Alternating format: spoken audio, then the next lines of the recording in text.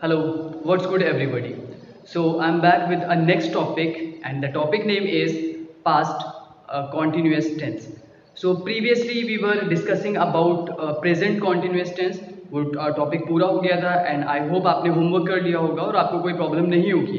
तो आगे बढ़ते हैं, पास्ट के कॉन्टिन्यूस टेंस की बात करते हैं। पास्ट का कॉन्टिन्यूस टेंस क्या होता है? देखिए, जिस तरह से प्रेजेंट कॉन्टिन्यूस टेंस होता है जहाँ पे पहचान होती है रहा है, रही है, रहे हैं, उसी ही तरह से बिल्कुल सेम पास्ट कॉन्टिन्यूस होता है। बस फर्क कितना होता है कि जो प्रेजेंट कॉन्टिन्यूस होता है उसमें जो एक्शन होता है वो उसी पर्टिकुलर टाइम पे चल रहा होता है। ठीक है, तो फॉर एग्जाम्पल अभी मैं पढ़ा रहा हूँ, मतलब इसी टाइम पढ़ा रहा हूँ, ये हो गया हमारा प्रेजेंट का कॉन्टिन्यूस टेंस। और पास्ट का कॉन्टिन्यूस क्या होता है? जब कोई एक एक्शन चल रहा होता है बट बीते हुए टाइम में, यानी कि पास्ट में।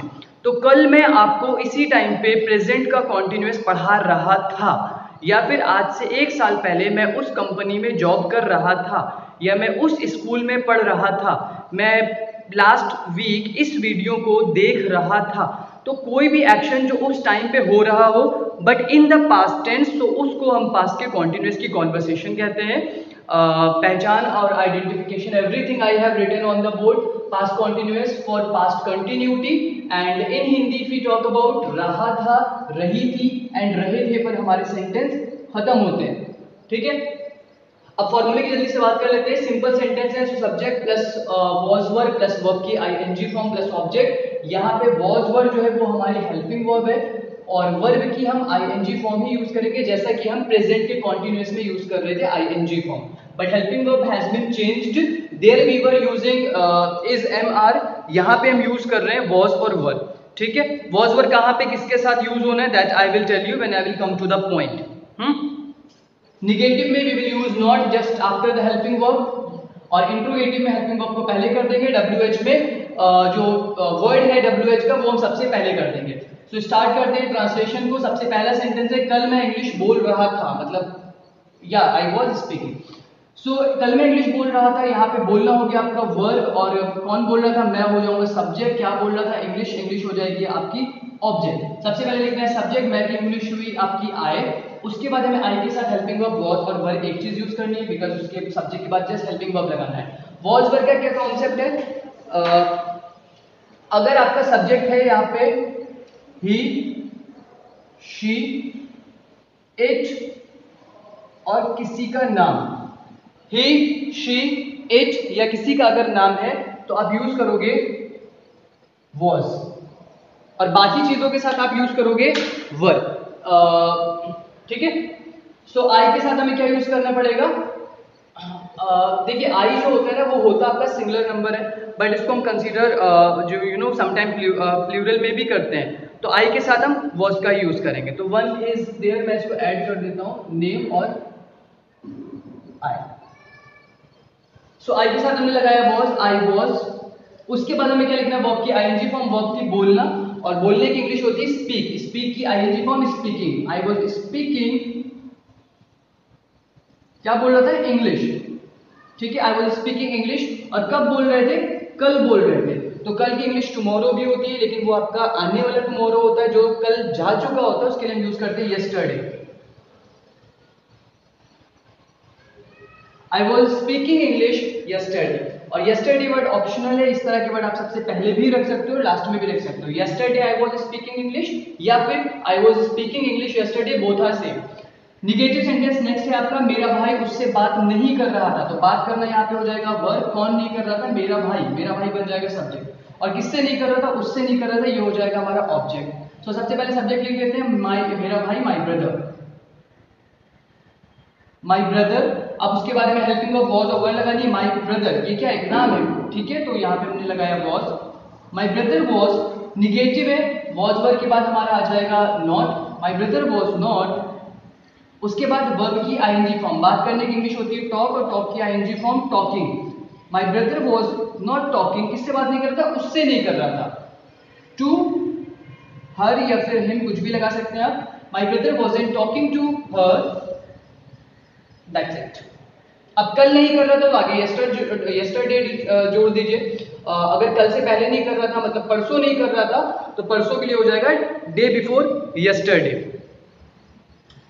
इंट्रोगेटिव नेक्स्ट है आपका, क्या वह मेरा वेट कर रही थी लंच के लिए। थोड़ा सा सेंटेंस बड़ा रखा है मैंने, तो वेट करना हो गया यहाँ पे आपकी वर्ब, और वेट करने वाली जो है वो है वह। किसका कर रही थी, मेरा, ये हो जाएगा ऑब्जेक्ट, और लंच के लिए ये भी आपके ऑब्जेक्ट में जाएगा।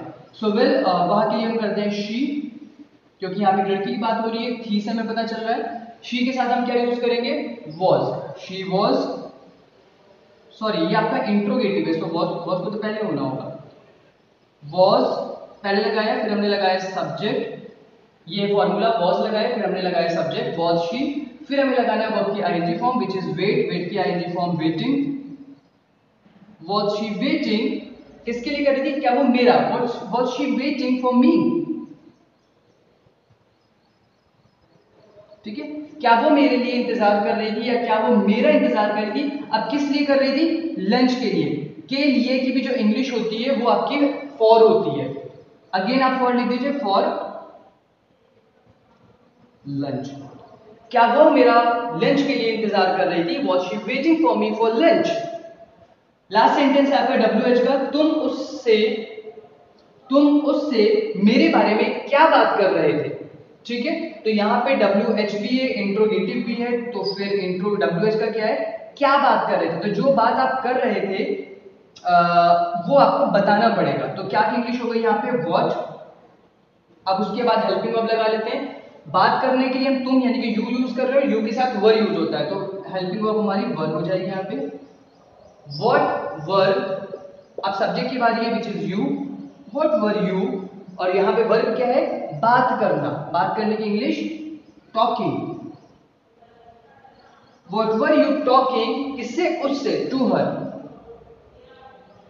What were you talking to her, मेरे बारे में, अबाउट मी, मेरे बारे में, इस बारे में, उस बारे में, अबाउट वर्ड हम यूज करते हैं। मेरे बारे में अबाउट मी, तुम्हारे बारे में अबाउट यू, इस बारे में अबाउट दिस, उस बारे में अबाउट दैट। ठीक है, तो ये हमारे ट्रांसलेशन हो गए फॉर्मूले के according. I hope you must have understood the formulas and how I have translated these sentences here. अब इसी की हेल्प से हम आगे बढ़ते हैं। ये कुछ सेंटेंस मैंने और लिखे, इनको ट्रांसलेट कर लेते हैं। But once again like previously we were doing, अभी यहाँ पे आपको भी खुद से ट्रांसलेट करना होगा। अभी देखिए मैंने सेंटेंस ये बोला, प्रीवियसली वी वर डूइंग, पहले हम कर रहे थे, ये भी आपका प्रेजेंट कॉन्टिन्यूअस का ही टेंस है। So this is how we use it, and अगर आप इसको अच्छे से समझ लेते हो and you think about it, you want to speak English, so it is really very easy and very interesting to study these tenses. well, वह मुझे कॉल कर रही थी, सिंपल सेंटेंस है। शी, हेल्पिंग वर्ब लगाई वॉज, कॉल की ING form हुई calling, she was calling, मुझे कर रही थी, शी वॉज कॉलिंग मी। अभी जैसे जैसे हम आगे बढ़ रहे हैं, आई बिलीव कि अभी आपका भी लेवल बढ़ता जा रहा है। So every time I will not explain you this is a subject, this is a verb, और दिस इज दैट। सो बहुत ही डिटेल में हम नहीं जाएंगे, क्योंकि प्रीवियसली हमने बहुत टाइम से वो करते आ रहे हैं। So I think now you are very much prepared to understand this. So she was calling me, वह मुझे कॉल कर रही थी। हम उन सब से बात नहीं कर रहे थे, तो उन सब से बात नहीं कर रहे थे, और ना करने वाले जो लोग हैं वो है हम। सो हम की इंग्लिश हो जाएगी वी, फिर again we have to use here helping verb. Helping verb क्या है, वॉज अ वर्ब। हम क्या है, ये आपका प्लूरल है, एक से ज्यादा लोग हैं। सो यहाँ पे जो हेल्पिंग वर्ब हम यूज करेंगे, that we need to use verb, we were. And this is a negative sentence, so now we need to use not word, इसके बाद helping verb was were के बाद। So we were not,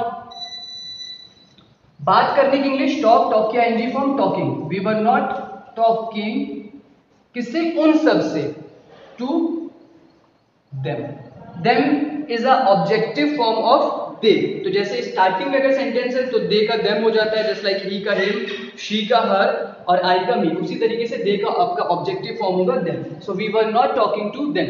next sentence है, क्या आप चाय P रहे थे, इंट्रोगेटिव है, क्या से शुरू हो रहा है, आपकी इंग्लिश होती है यू, तो यू के साथ जो हेल्पिंग वर्ब हम लेंगे, that helping verb we will use were. So were, फिर subject, were you having tea. Drinking word भी आप यहाँ पे वर्ब की जगह भी यूज कर सकते हो, but that sounds very odd, So it's better to use have word on the place of eat and drink. So were you having tea? क्या आप चाय पी रहे थे? Number 4. वह वहां क्यों नहीं जा रहा था? This is a interrogative sentence but also from a WH family, क्योंकि यहाँ पे क्यों हम पूछ रहे हैं, तो क्यों की इंग्लिश सबसे पहले लिख देंगे वाई. अब उसके बाद हेल्पिंग वर्ब, वह की इंग्लिश होती है आपकी ही, और ही के साथ we use was, right. So why was again subject, why was he. Negative है तो नॉट आ गया सब्जेक्ट के बाद. Why was he not going there. Interrogative है, so do not forget to write the question mark. Next sentence, तुम कौन सी movie देख रहे थे? ये भी आपका WH फैमिली का है, बिकॉज यहाँ पे आप पूछ रहे हो कौन सी वाली. ठीक है. So sentence has to be started from which movie. अब which मूवी, कौन सी मूवी आपने पहले लिख दिया, कॉमा लगाया. अब यहाँ पे आप क्या लगाओगे, अपना फॉर्मूला लगा दोगे. यहाँ पे ये जो आपका पूरा फॉर्मूला दिया ना, तो विच मूवी आ गया WH के अंदर. अब आप लिखोगे वॉज वर्ब बेसिक चीज, विच मूवी वर्ब, उसके बाद क्या लिखोगे, subject which is you watching.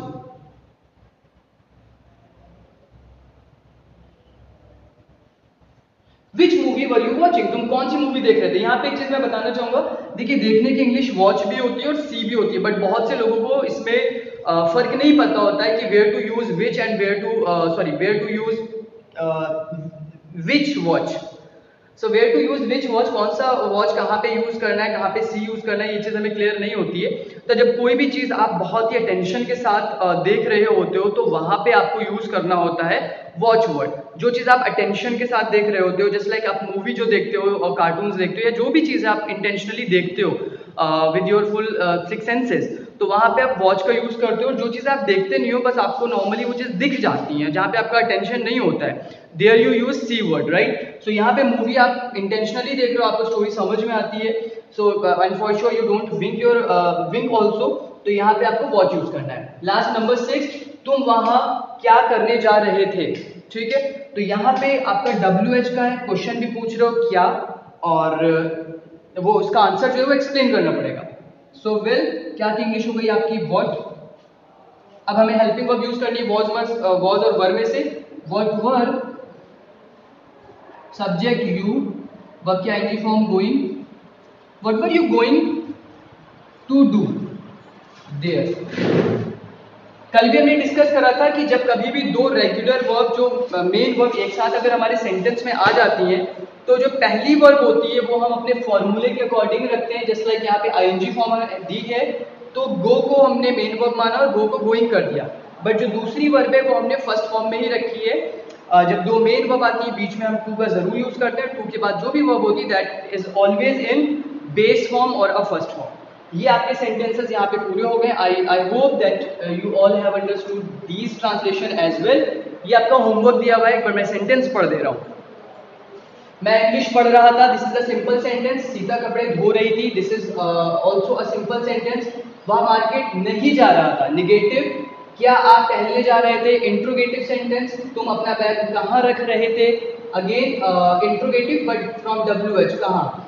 क्या आप नए गाने नहीं सुन रहे थे, इंट्रोगेटिव है और निगेटिव भी है. वो तब क्या कर रही थी, इंट्रोगेटिव. वे यह कैसे कर रहे थे, ऑल्सो इंट्रोगेटिव बट कैसे से ये आपका WH में हुआ जा रहा है. वो मेरा कॉल क्यों नहीं पिक कर रही थी, WH का, क्योंकि क्यों पूछा गया है. नंबर 10, उस दिन तुम कहाँ जा रहे थे, WH फैमिली का इंट्रोगेटिव. तो यहाँ पे पास्ट कॉन्टिन्यूअस का जो टॉपिक है वो पूरा होता है. अगर आपको कोई डाउट लगता है, कोई क्वेश्चन है आपका, जो कि it is very normal to have a question there, because grammar एक बार में समझ में नहीं आती होगी, तो बिल्कुल you are welcome to make your query. Thank you for giving me time. Have a good day. Bye.